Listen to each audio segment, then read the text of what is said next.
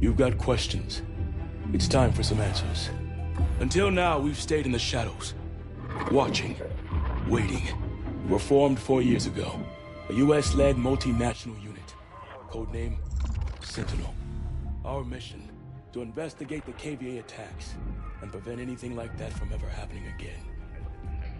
But soon explanation, at the very least a means of establishing some form of baseline for trying to understand what we could be dealing with here, before scaling up towards more ethereal and esoteric explanations. What we have here is a scientific study into the observations of novel behaviors attributed to what is called self-organizing plasma. Now, I've interviewed and spoken with a number of individuals, some of which are extremely high-level TS/SCI security clearance-holding aerospace engineers and physicists for the US government, who will tell you just how important it is for us to understand plasma at a deeper level. One of those individuals being the US Space Force physicist, my friend Dr. Salvatore Pais, who has highlighted several times in our various conversations the importance of understanding the role of plasma in reality, and also as it applies to the development of next-generation technologies, as described in Dr. Pais's various exotic energy system patents on behalf of the US Navy. Controlled motion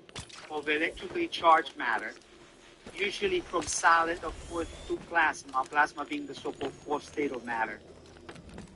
It is, bro. Under conditions of accelerated spin and or accelerated vibration, extremely high energy densities and hence electromagnetic energy fluxes can be generated.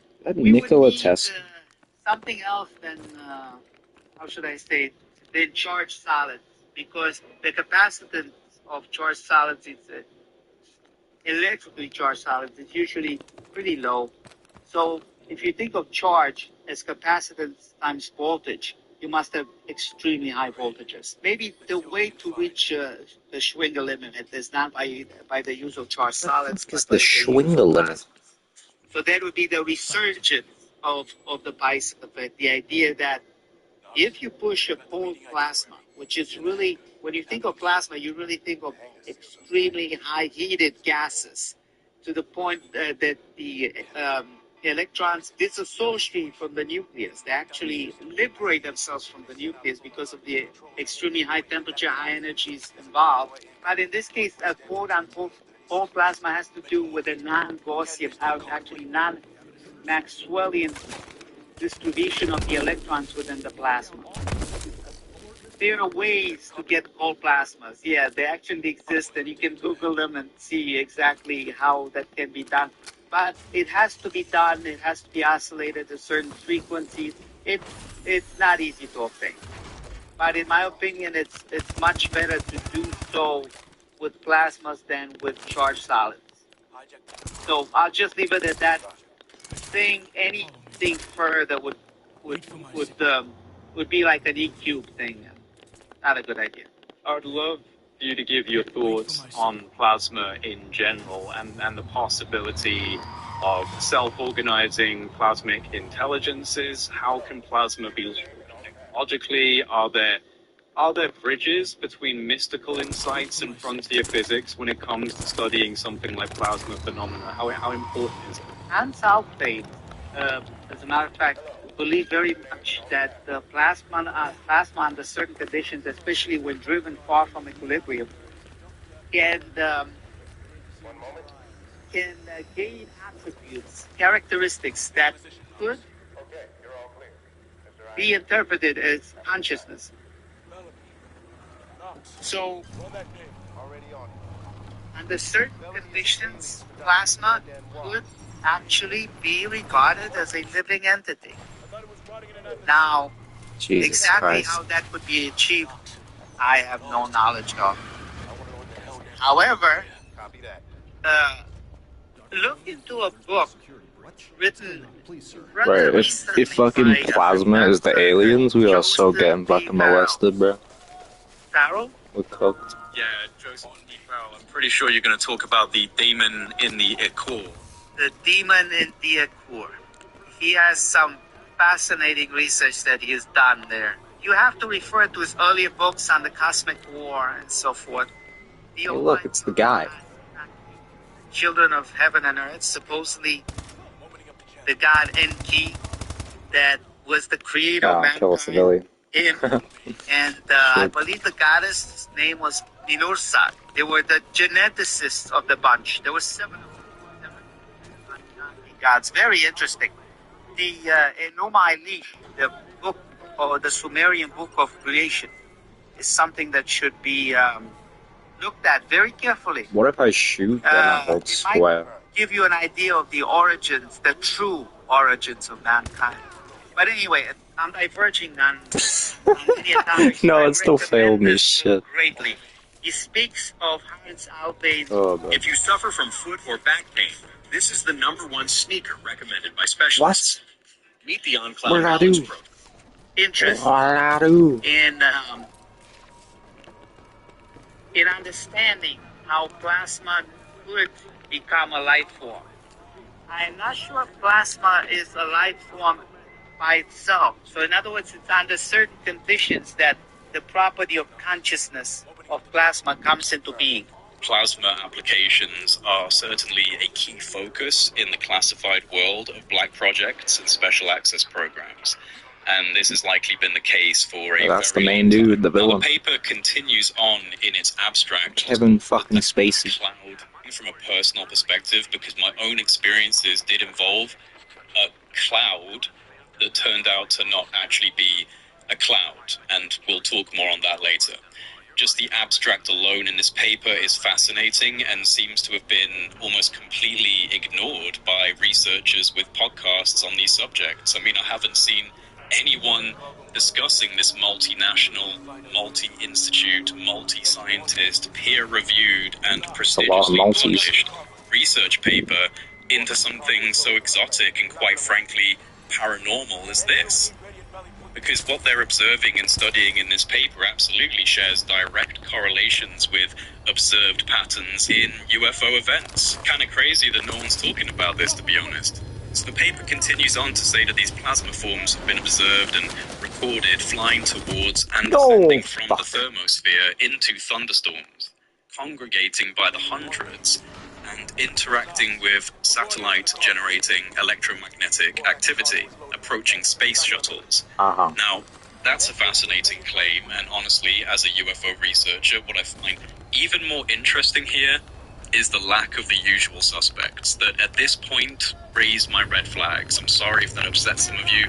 I'm sorry if this upsets a few people, but I'm not seeing the names of people in the DoD or CIA affiliated arenas like Puthoff or Davis or Nolan or Loeb.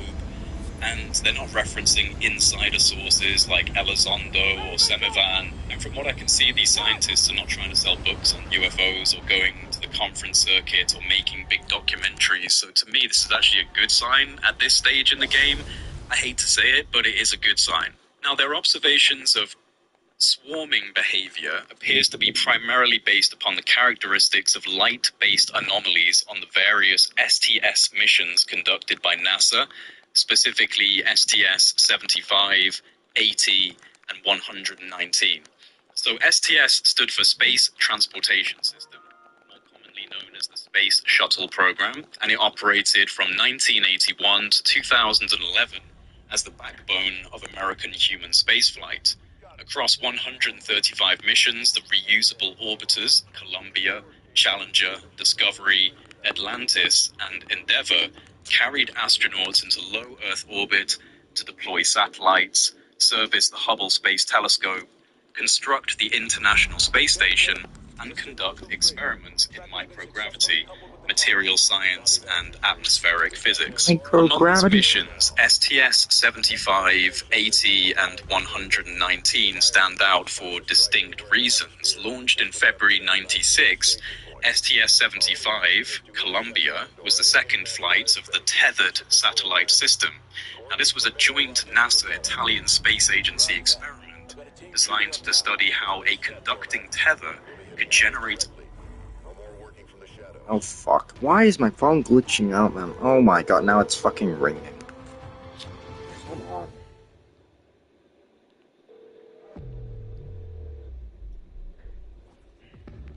electricity as it moves. So I click it for 1 fucking second, then that shit happens. Nearly 20-kilometer-long tether before electrical arcing caused it to snap. The free-floating satellites and tether produced striking footage showing hundreds of luminous disc-like objects drifting through the frame. Many of them seem to be showing controlled stopping, reversal, and other directional changes, suggesting intelligent control. Although officially these were identified as illuminated ice particles, many have pointed out the discrepancies between the behavior of such particles and the observed behaviors of the phenomena present in the STS-75 footage. Later that same year, STS-80, Columbia, launched in November 1996 and became the longest shuttle mission to it deployed and retrieved two free-flying science platforms, Orpheus SPAS-2 for ultraviolet astronomy and the Wake Shield Facility 3, which tested ultra-pure semiconductor film production in the vacuum of orbit.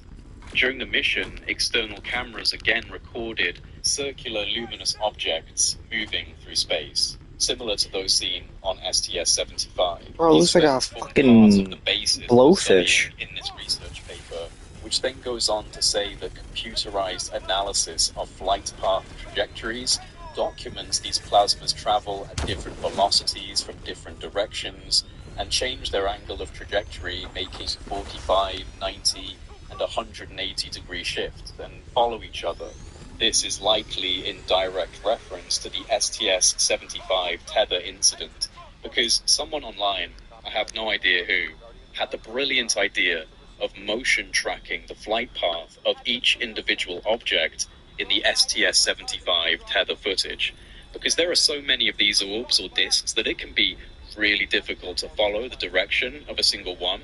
This video highlights each object's flight path and makes it far easier to see individual directional changes that clearly demonstrate that these objects are not free-floating debris in space, but are in some way under a form of intelligent control. The paper goes on to say that these plasmas have been filmed accelerating, slowing down, stopping, congregating, and even engaging in what they believe to be hunter or predatory-like behavior, as well as producing a plasma dust trail in their wake when intersecting with one another. The paper mentions that similar lifelike behaviors have been demonstrated by plasmas created experimentally, which is absolutely true. In fact, some of the most fascinating conversations I had years ago were with an individual who wishes to remain anonymous. We titled him Mr. X, and our conversations were a fascinating deep dive into the exotic research frontiers of high-energy plasma physics and phenomena called that's fucking fire. Oh my god. EVOs, and self-organizing plasma. There have been exotic energy technologies that have been developed and either abandoned, forgotten, or in many cases suppressed over the last 100 years or more, going all the way back to Nikola Tesla. Now we have companies like the Sapphire Project, and even though they do not claim that they are utilizing EVOs with their technology, the Sapphire Project are utilizing self-organizing plasmas in their reactor to produce transmutation of elements and massive excess heat. And so we're moving in a positive direction.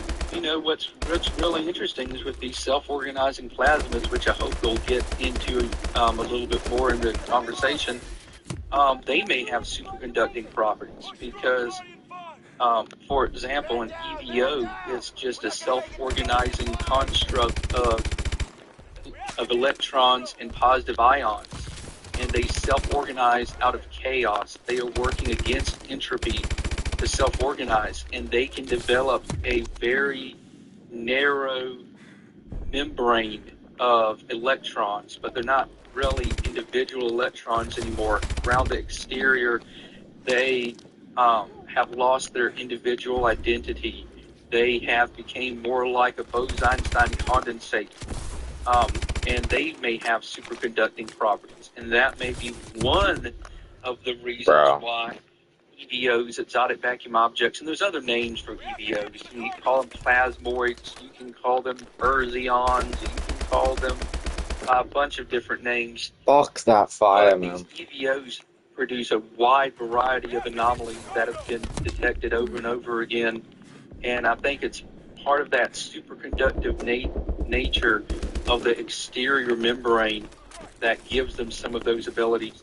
I'll put a link to our various talks on these subjects in the description box below. Definitely worth checking out if you want to learn more about these exotic forms of plasma and how they've been observed in lab environments to behave in ways that would indicate the presence of some form of intelligence, coherence. Definitely check those out after listening to this video. The paper also references the historical testimonies during World War II that came from both Allied and Axis fighters.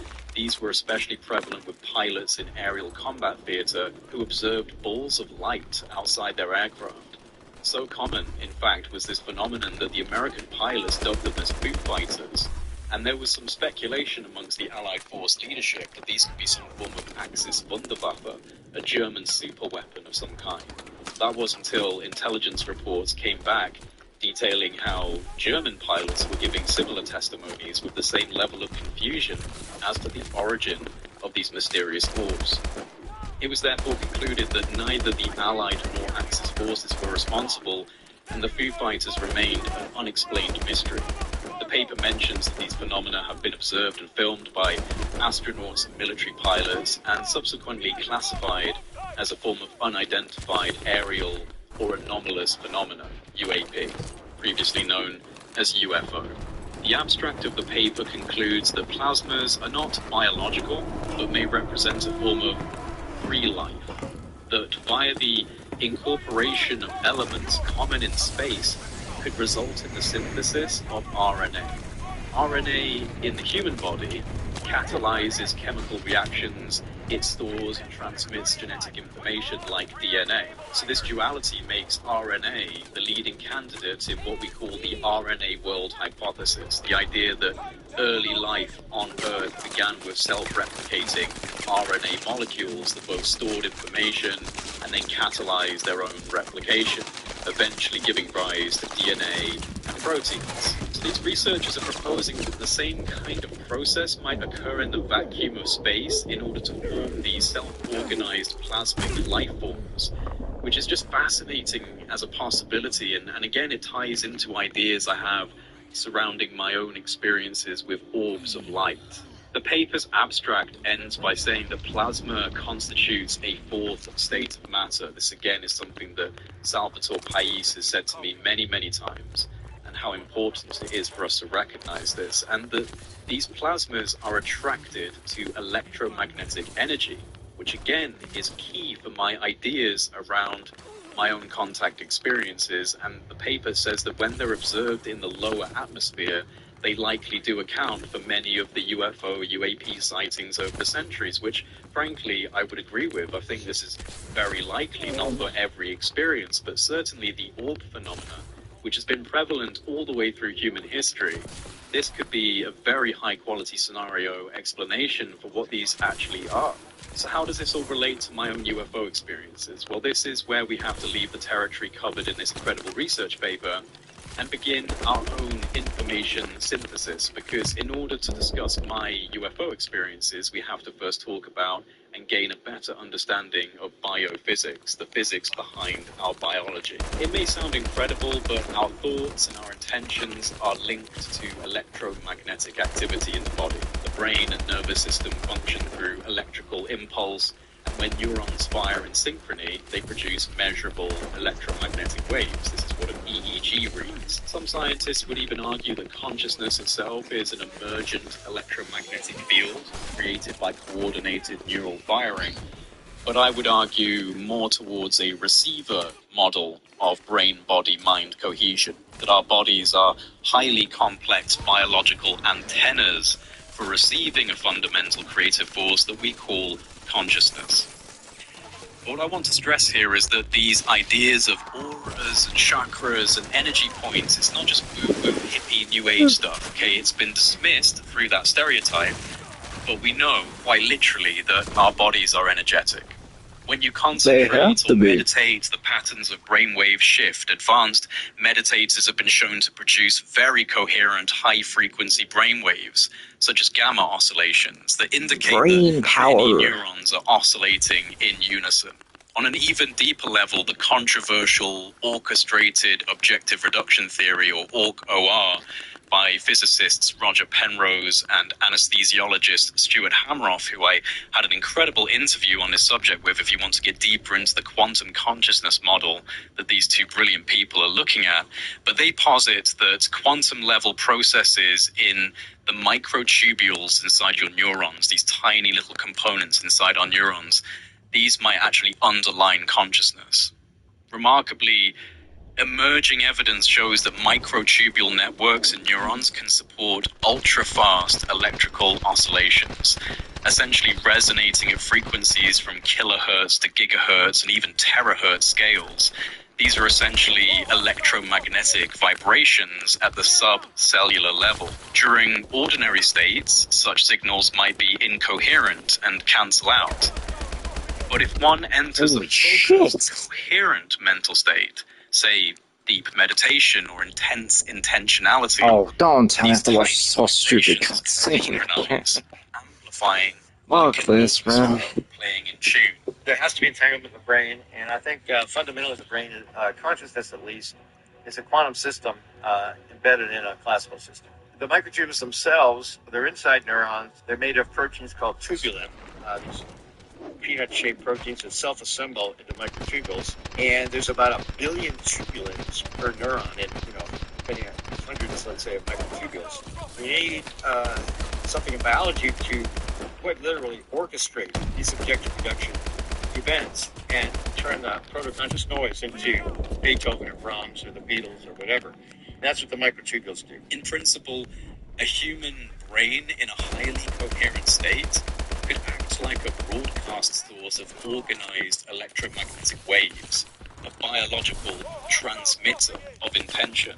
In addition to the brain, the human body has other electromagnetically active systems. The heart, for example, generates a strong rhythmic magnetic field that extends beyond the body.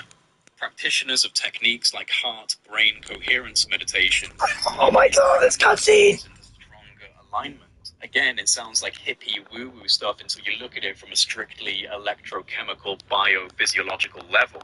All of this suggests that when you hold a clear intention or enter a meditative state of focus, your body's electromagnetic field isn't static. It becomes more ordered and potentially stronger as a signal. Humans can emit detectable electromagnetic energy and even light when focused. At the Rhine Research Center, scientists used light-sensitive equipment to test people during intense mental concentration, such as healers projecting energy or meditators sending intentions. They found that some individuals could willfully produce bursts of infrared and ultraviolet light from their bodies, well above baseline levels. In one series of meditation groups, Oh my, the flash? the ambient UV photon counts Oh my, fuck that shotgun, bro. times higher Oh. than normal when they projected intention, and the counts dropped back when they stopped focusing. So this isn't visible light, but it's real electromagnetic radiation measured by detectors.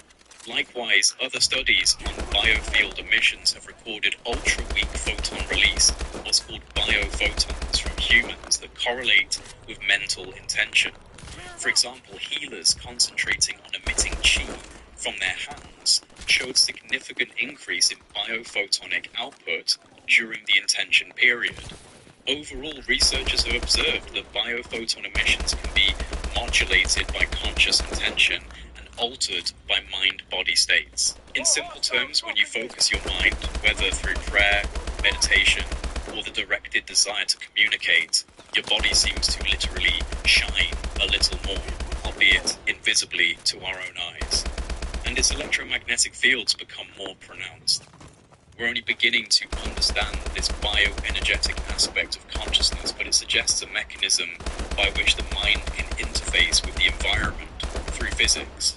If we put the pieces together, a plausible scenario emerges to explain the experiences that I had with orange orbs that I feel responded to my thoughts. The plasma UAP study indicates that these living plasma, these UFOs, are attracted to electromagnetic radiation and hotspots of energy. Intention to make some form of contact, essentially broadcasting a mental invitation to beings of light. I may have unknowingly turned myself into an EM beacon of some form. In a meditative or even quantum level vibrations in microtubules could have become unusually synchronized. This could translate into a surging, structured electromagnetic field around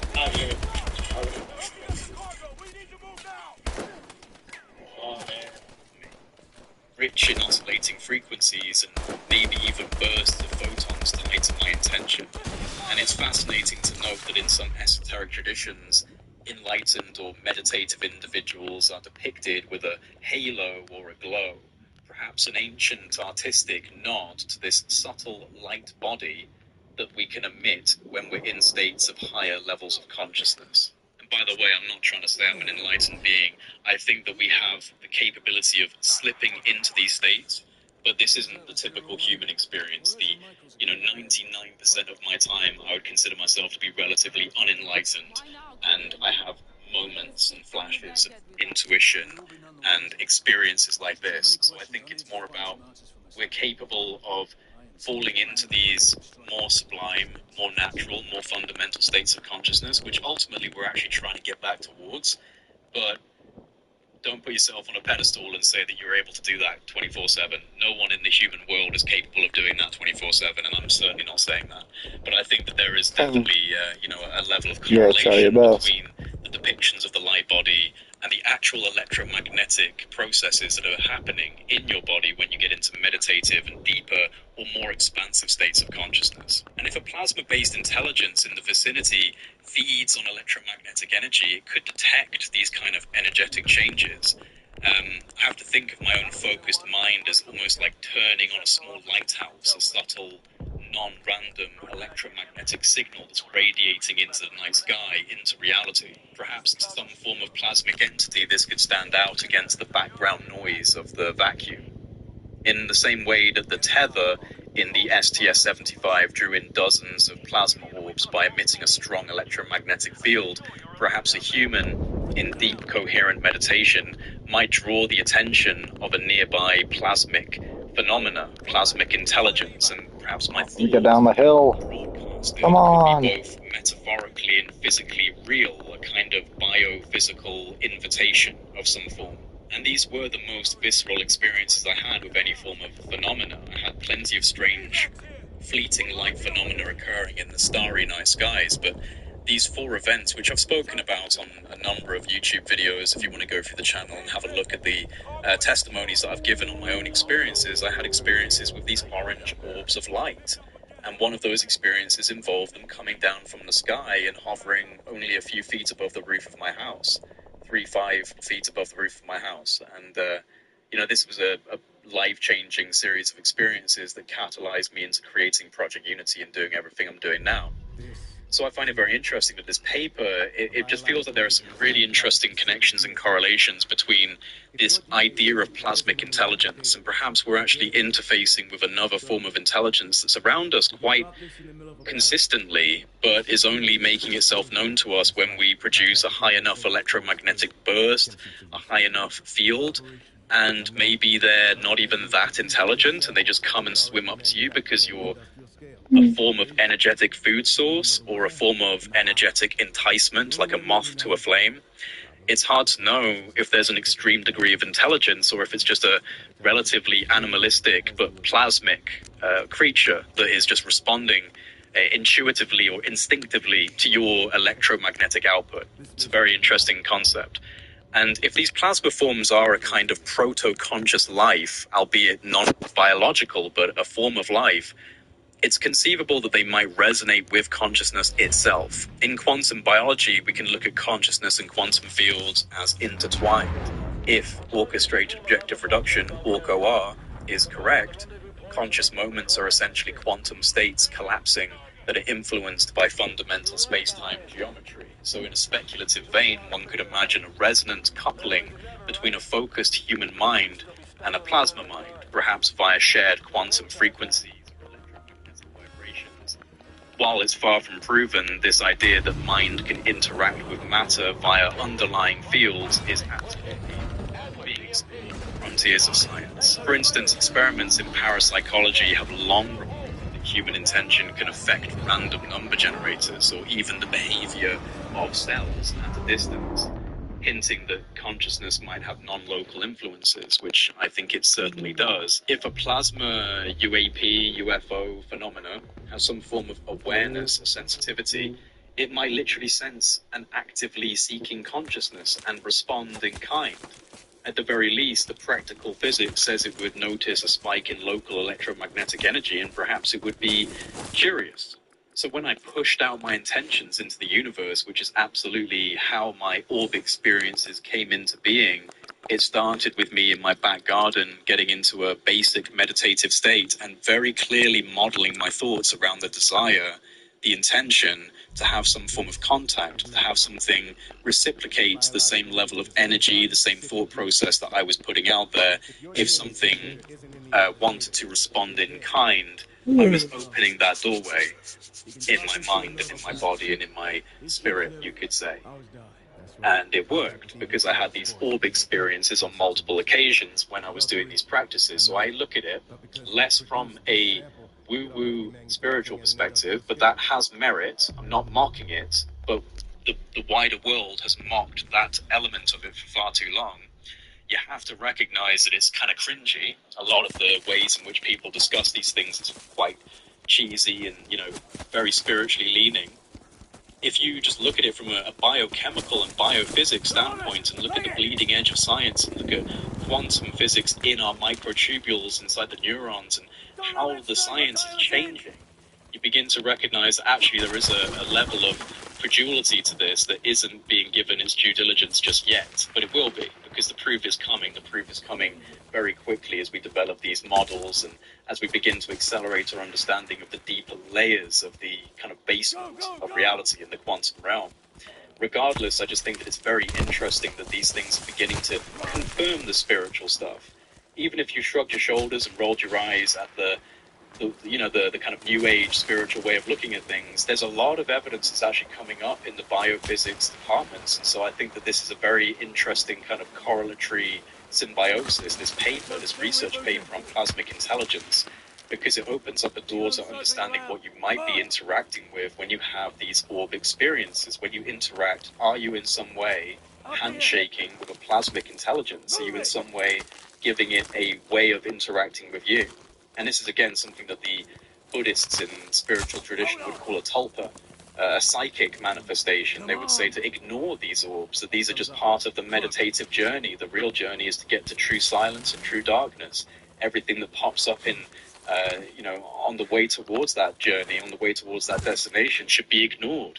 Orbs and elves and UFOs and flying saucers, don't worry about all of that. It's distractions. They're baubles, Christmas baubles hanging up to be ignored. I don't know if I agree with that, but that's definitely one of the modes of thought for the Buddhists.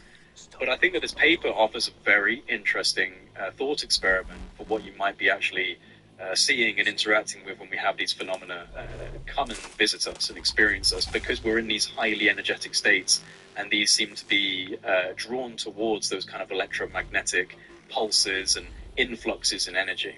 So what do you think? Do you think that these orbs that people have been experiencing, myself included, perhaps yourself included, all the way through history, could they actually be a form of plasmic intelligence, not from another dimension or from another planet, but truly a part of the universal evolutionary dynamic on a plasma level? And if so, if plasma can be intelligent and these balls of light or these orbs of light are in some way a form of self-organized plasma, what does that say about the stars? If this is accurate, would that not suggest that the stars themselves could be some of the most conscious beings in the entire universe? Just some food for thought to consider if we're looking at plasma as an intelligence, because the sun, the stars, they are self-organized plasma. So, very interesting. A link will be in the description box below for the... Wow. Well, that was a lot of stuff. A lot of stuff to take in. Some very big words. Charging. Cormac and Knox should be at the RV by now. Let's move.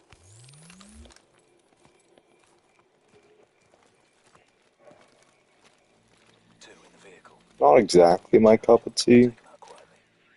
Take out the passenger. but still interesting.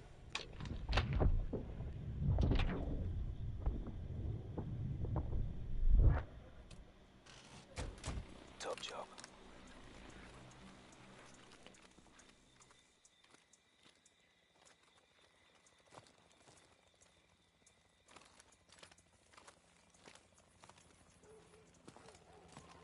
Hold up. Charging.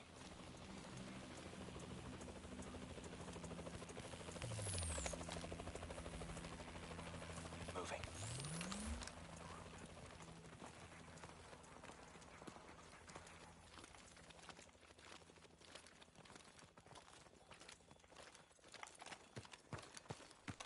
Convoy ahead. Hold up.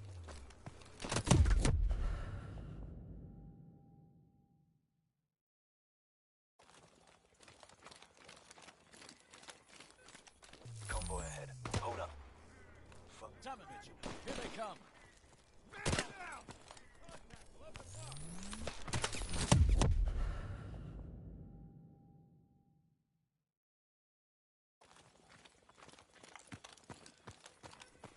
Convoy ahead. Hold up. Charge your cloak. 5 ASTs approaching. Forget about shooting our way past this one.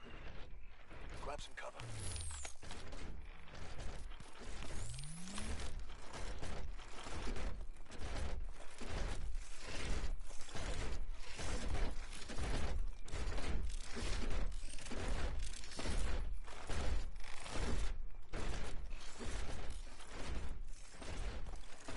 Keep moving.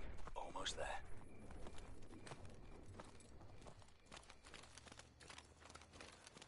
Seeker.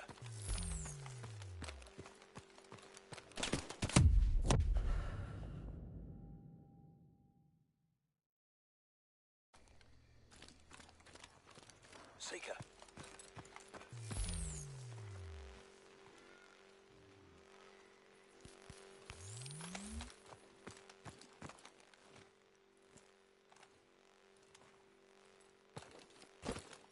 We're past. Keep moving.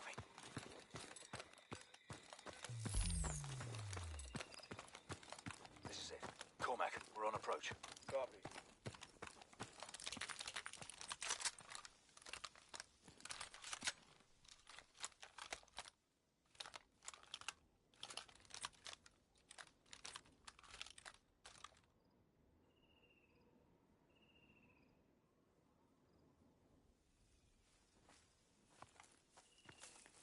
You good? Need an exfil sharpish. Had to drop a few of their guys. It's gonna be a riot when they discover the bodies. Mission isn't over yet. Get up. Mission was over before it began. We're not leaving until we take a look at this place. I don't see a fucking thing. Knox, show them.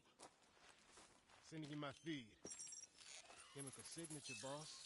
And lots of it. They've got something to hide. We lost the initiative. We should come back another day. There is no other day. This thing goes sideways. It's on you, my friend. It's always been on me.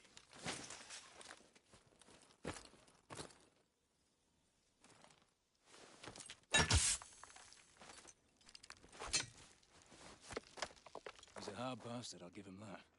Let's get it done.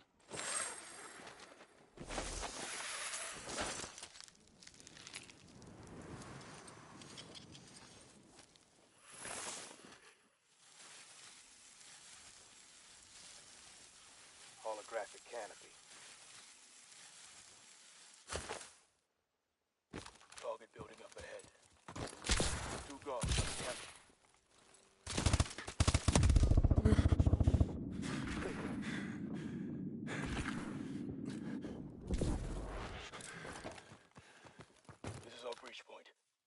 us in.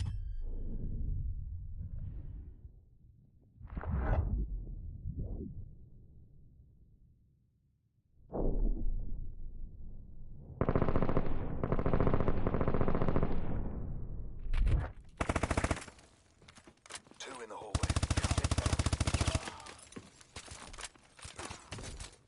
Clear. Double to the target building and are proceeding to the server room. Roger that. We have you up on a strong ISR feed. Stay with the plan. Roger.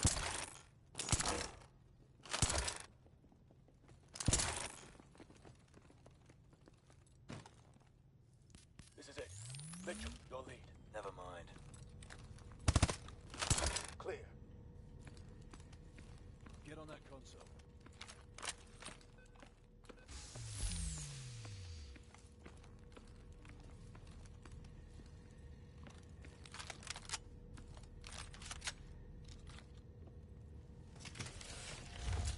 Okay, boys. Rip the room. Drives, data packs, anything interesting. You know the drill. Kingpin, commencing SSE. Uplink to follow.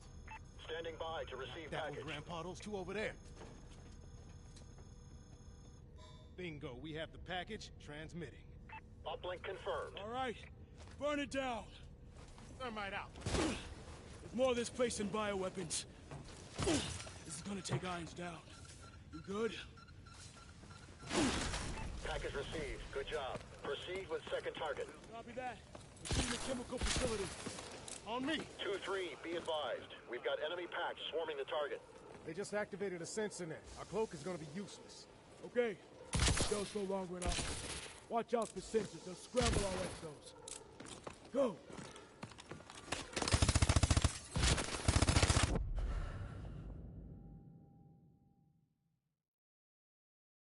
Package received. Good job. Proceed with second target. Copy that. 2-3, be advised. We've got enemy packs swarming the target.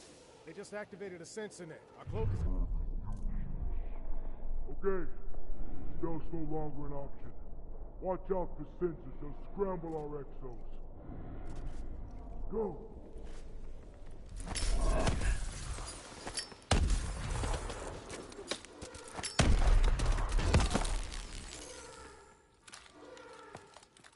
Sensor in the corner. Kill it. Sensors down.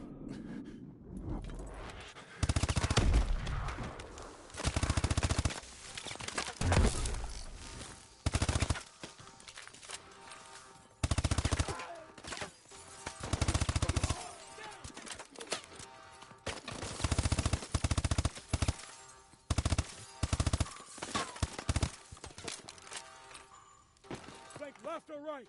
Can't afford to get pinned down. Eyes on the sensor.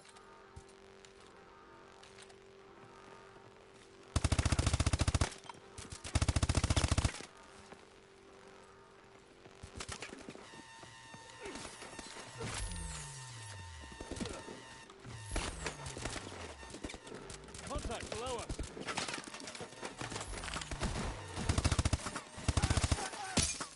Sensors down.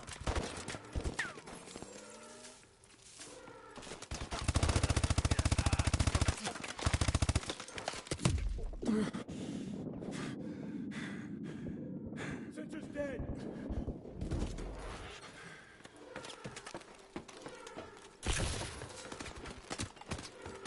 Take out that sensor. Sensors out.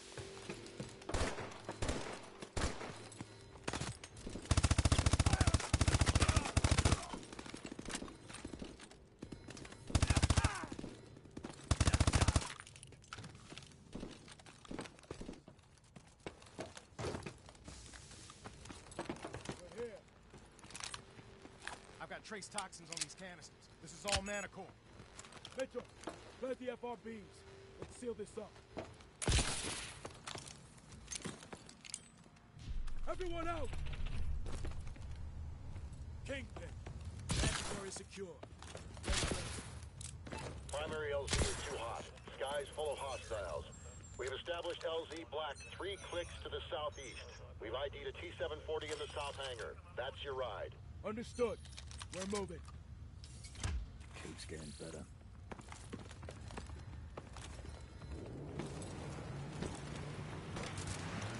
Contact!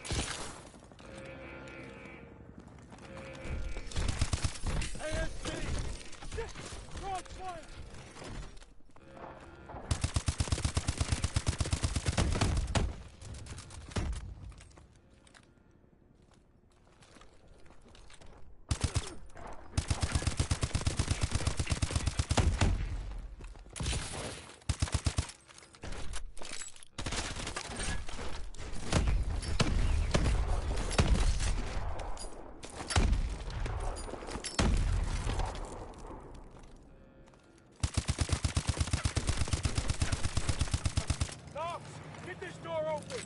Running a bypass. Cover me. I'm getting interference from that scrambler up there. That's you, Mitchell. Get a jammer on that ditch. We'll cover.